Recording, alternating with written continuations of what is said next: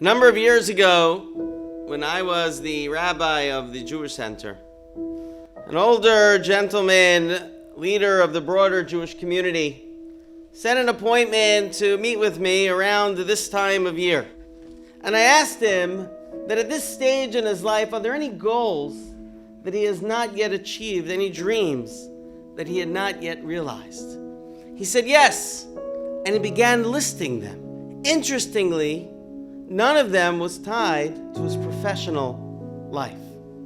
So I asked him, I said, why don't you set the time to actualize them? And he said that he would, but you see, he's just too busy at work. I encouraged him. I told him, listen, you're already so successful.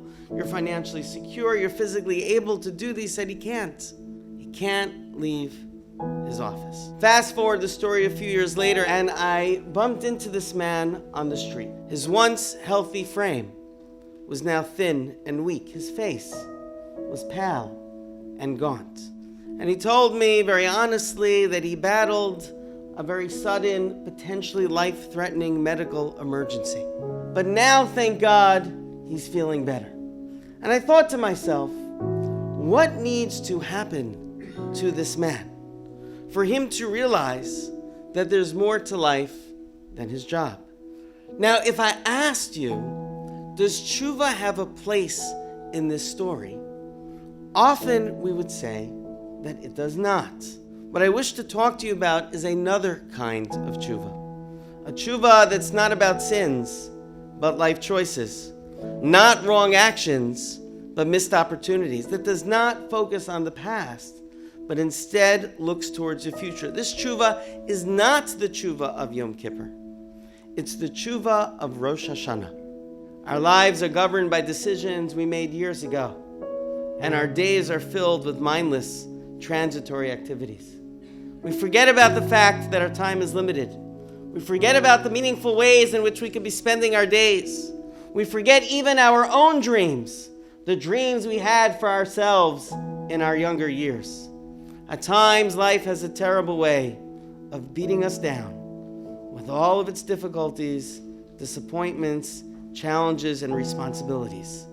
At times, it's just easier to shut off, to live on autopilot, to stop thinking, to no longer dream. I think of the man who is now over 80 years old, who cannot bring himself to consider life beyond his office walls. I think of all of his dreams that have gone unfulfilled until it will become too late.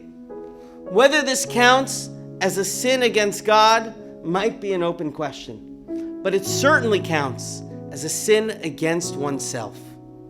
In Hilchos Mezuzah, Rambam describes the awakening man as chozer leda'ato, as one who returns to his own senses, who regains consciousness. These 10 days, in the context of the Teshuvah of Rosh Hashanah, presents us with the opportunity to return to ourselves and to remember our ideals. Am I on the right path in life? Is there something more that I want for myself? Or more significantly, is there something more that Hashem wants from me? How great is Teshuvah? That one who does Teshuvah lengthens one's years. If we live our days sleepwalking through life, then our days will be quick and our experiences fleeting. But if we live consciously and intentionally, if we remain alert and alive, then our very experience of life will be altered. While the Teshuvah of Rosh Hashanah cannot necessarily promise additional years, it can promise additional meaning to one's years. May this year, my bracha to each and every one of you, be for all of us a year of consciousness and intentionality, earning us life in this world and in the next world as a return to ourselves and return to Hashem. Shana Tova.